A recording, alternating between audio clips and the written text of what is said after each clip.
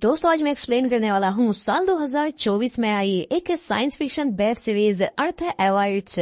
इस कहानी में ऐसे वायरस को दिखाया गया है जिसके दुनिया में आने के बाद पृथ्वी पर कुछ ही लोग जिंदा बचे होते हैं और वो बचे लोग किस तरह से सरवाइव करेंगे यही सब जानेंगे आज की इस कहानी से। पहले एपिसोड की शुरुआत होते ही हम इस सीरीज के पहले कैरेक्टर ईश को देखते हैं जो कि इस वक्त अपने घर में होता है और ईश तरह तरह की रिसर्च किया करता था जिन्हें कि वो अपनी कॉपी में नोट भी करता था। यहाँ पर उसे उसकी मॉम की कॉल भी आती है लेकिन वो फोन रिसीव नहीं करता और अपने बैग में अपना सामान भरकर किसी और रिसर्च के लिए बाहर निकल पड़ा। वो अपने हाथ में एक छोटे हथियार को लेता है और पहाड़ों की चोटी पर आकर पत्थरों को खरीदना शुरू कर देता है और वो कुछ पत्थर के सैंपल्स को अपने बैग में रखने लगा। तभी उसके हाथ एक पत्थर आया लेकिन उसके नीचे एक सांप था जिसने उसे तुरंत काट लिया और ये एक जहरीला रेटल स्नेक था। अब ईश इस सब से घबरा गया। जल्दी से उसने मदद मांगने के लिए किसी को कॉल की लेकिन उसका फोन भी नीचे गिर जाता है, इसलिए वो देरी न करते हुए तुरंत अपने घर की तरफ दौड़ने लगा। वो अपने घर अगर पानी पीता है उसकी आंखें अब धुंधली होने लगी थी क्योंकि उसे जहर चढ़ने लगा था और इसलिए वो बेहोश होकर यहाँ पर गिर गया और अगले 2-3 हफ्तों तक बेहोश रहा। उसे कुछ होश नहीं था कि वो कहाँ पर पड़ा है। हालांकि बीच बीच में उसकी माँ उसे कॉल करने की भी कोशिश कर रही थी लेकिन उसका फोन तो पीछे पहाड़ों पर ही छूट गया था। खैर अब 2 हफ्तों के बाद जब उससे होश आया उसने अपने हाथ को देखा जो कि पूरी तरह से ठीक हो चुका था। अब क्योंकि उसके घर में खाने पीने का सामान तो था नहीं, इसलिए वो अपनी गाड़ी लेता है और उसने शहर की तरफ अपना सफर शुरू कर दिया। लेकिन जैसे ही वो शहर पहुंचा उसे यहाँ पर जो नजारा दिखा उसे देखकर ये दंग रह जाता है क्योंकि शहर में उसे अब कोई भी इंसान नहीं दिख रहा था। पूरा शहर खाली हो चुका था। हालांकि गाड़ियां और दुकानें पहले की तरह ही सही सलामत थी पर कोई इंसान यहाँ नहीं था। ऐसा लग रहा था जैसे पूरे शहर को लूटा गया हो। सामान इधर उधर बिखरा पड़ा था और कुछ लोगों की लाशें भी यहाँ पड़ी थी। ये देखकर वो घबरा जाता है। यहाँ बोर्ड पर एक इमरजेंसी अलर्ट लिखा हुआ था जिसमें लिखा हुआ था कि एक वायरस एक महामारी आ चुकी है, इसीलिए सभी लोग जल्दी जल्दी अपना शेल्टर ले लो। और अब अमेरिका में कोई भी सरकार नहीं है, इसीलिए वो अपनी गाड़ी में बैठा और यहाँ से निकलने लगा। अब इसीलिए वो जल्दी से अपने पेरेंट्स के घर जाता है लेकिन यहाँ का नजारा भी शहर जैसा ही था, यहाँ भी कोई नहीं था। अब वो अपने मॉम डैड के घर के अंदर गया और यहाँ से महसूस हुआ कि उसके पेरेंट्स कमरे में हैं लेकिन अब वो दोनों इस दुनिया में नहीं थे। ये चीज ईश को तोड़ देती है लेकिन वो फिर भी हिम्मत दिखाता है और वो अपने बगीचे में आकर ग्रेव खोदने लगा और काफी देर गड्ढा खोदने के बाद वो अपने मॉम डैड की लाश को उसमें दफना दिया। अब अगले 2-4 दिनों तक ऐश अपने पेरेंट्स के घर पर ही रहा और अपने बचपन की यादों को याद करने लगा। अब एक सुबह जब वो चर्च गया तो उसने यहाँ कर देखा कि यहाँ पर भी लाशों के ढेर लगे हुए थे। जो लोग जहाँ पर थे वो वहीं पर मारे गए, जिसका मतलब ये था कि जो वायरस जो महामारी आई वो इतनी तेजाई से आई थी कि उसने लोगों को संभलने का उन्हें छिपने तक का मौका नहीं दिया और लोग जैसे थे उसी हालत में मारे गए। ये नजारा काफी खौफनाक था। इसके बाद ईश एक शॉपिंग मॉल में गया जहाँ से उसने कुछ जरूरी सामान जैसे कि बुलेट गन और भी कई सारी जरूरी चीजें। अब ये सारा सामान लेकर वो यहाँ से निकलने लगा। उसने फैसला किया कि मैं किसी दूसरे शहर चला जाऊंगा लेकिन जैसे ही वो ब्रिज के ऊपर पहुंचा वो ब्रिज पूरी तरह से ब्लॉक था। अब वो यहाँ से आगे तो नहीं जा सकता था, इसीलिए उसने कोई दूसरा रास्ता ढूंढना शुरू किया। अब वो यहाँ से एक दूसरे शहर में पहुंच गया जहाँ पर रात में पूरा शहर जगमगा रहा था लेकिन इस जगह पर भी कोई भी इंसान नहीं था। इसलिए इस जगह जगह घूमकर इंसानों को आवाज लगाने लगा लेकिन यहाँ भी उसकी आवाज को सुनने वाला कोई नहीं था क्योंकि दुनिया के सभी लोग मारे जा चुके थे और ईश को ऐसा लगने लगा जैसे पूरी दुनिया में सिर्फ एक ही इंसान वही जिंदा बचा है। अब इसके बाद वो अपने कपड़े निकालकर एक स्विमिंग पूल में नहाने लगा, जिसके बाद वो एक बार में गया और यहाँ पर वो अपनी मनपसंद ड्रिंक पीने लगा। लेकिन हैरानी की बात थी कि यहाँ उसके अलावा एक औरत और एक आदमी और जिंदा थे। ईश ने देखकर थोड़ा खुश और हैरान हुआ, जिनमें आदमी का नाम मिल्टन था और जो लड़की होती है उसका नाम एन होता है। ईश इन दोनों से माफी मांगता है क्योंकि उसने कपड़े नहीं पहन रखे थे, जिस पर एन उससे कहती है कि कौन परवाह करता है, तुमने कपड़े पहने या नहीं। जिसके बाद मिल्टन ने उसे कुछ कपड़े दिए। यहाँ पर एन ईश से कहती है कि तुम्हें ड्रिंक करनी चाहिए, उससे तुम थोड़े नॉर्मल हो जाओगे। साथ ही वो ये भी बताती है कि मिल्टन और मैं शादीशुदा नहीं है, जैसे तुम मुझे मिले वैसे ही ये मुझे मिला था।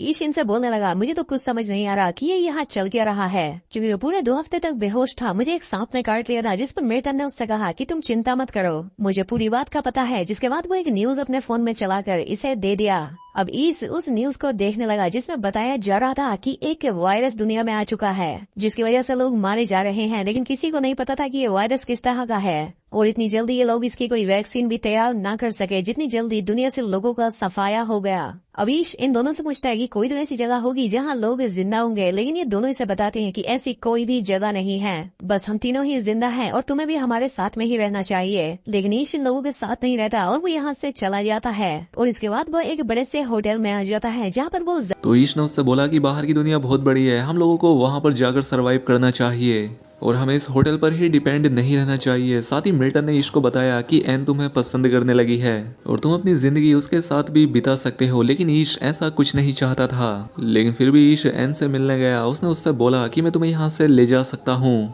एन यहाँ पर अपने कपड़े उतारने लगी, लेकिन ईश उसे रोकते हुए कहता है कि नहीं, मैं तुम्हारे साथ ये सब नहीं करना चाहता।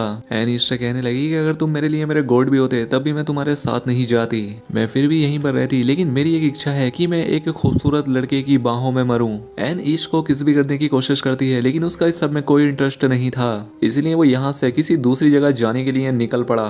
जब वो तेजी से अपनी गाड़ी दौड़ा रहा था तभी उसके सामने एक कुत्ता आ गया। ईश उस कुत्ते से मिला। उसे पता लगा कि ये कुत्ता भी मेरी तरह ही अब लावारिस हो चुका है, इसलिए उसने इस कुत्ते को भी अपनी गाड़ी में बिठाया और सीधा लाइब्रेरी पहुंच गया, क्योंकि अब उसके पास करने के लिए दूसरा कोई काम तो था नहीं। इसलिए उसने फैसला किया कि वो लाइब्रेरी के अंदर बहुत सारी बुक्स को पढ़ेगा। इसलिए उसने कई सारी किताबें इकट्ठा कर ली और वो एक घर में रहने लग गया। अब वो कुत्ता ही उसका परिवार था, वो उसके साथ ही रहने लगा और इस तरह से उसका पूरा 1 साल बीत गया। वो हर सुबह जॉगिंग करता, गाड़ी चलाता, लकड़ियां काटता और नहाने के लिए चला जाता था, क्योंकि उसके पास दूसरा कोई काम नहीं था। लेकिन एक दिन अचानक उसका कुत्ता भौंक रहा था और ईश ने जब अपनी बालकनी में आकर देखा तो उसे बहुत दूर धुआं उठता दिखा, जिसका मतलब था कि ईश के अलावा भी वहां पर कोई और इंसान जिंदा था। ये देखकर उसके अंदर एक उम्मीद जाग उठी। अब इसके बाद ईश अपनी कार लेकर उस जगह पर पहुंचा जहां से वो धुआं उठ रहा था। यहाँ पर एमा नाम की एक औरत रहती थी जो कि एकदम अकेली रहती थी। उसने ईश पर गन तान दी। ईश ने उसे बताया कि मैं भी यहाँ तुम्हारी ही तरह अकेला हूँ और मैंने तुम्हारा धुआं उठता हुआ देखा, जिस वजह से मैं यहाँ पर आया। अब पहले तो एमा थोड़ा डरा महसूस करती है, लेकिन बाद में वो भी समझ गई कि ईश उसे कोई नुकसान नहीं पहुंचाएगा, इसीलिए वो उसे अपने घर के अंदर ले आई। यहाँ लाकर उसने ईश को खाना खिलाया। अब इन दोनों के बीच एक अच्छी जान पहचान हो गई थी। एमा उससे कहती है कि अगर तुम चाहो तो आज रात यहाँ रह सकते हो, अगली सुबह तुम यहाँ से चले जाना। ईश उसकी बात मानकर आज की रात उसके घर ही रुकता है और रात में उसने एमा से कहा कि अगर तुम चाहो तो तुम मेरे साथ मेरे घर में रह सकते हो।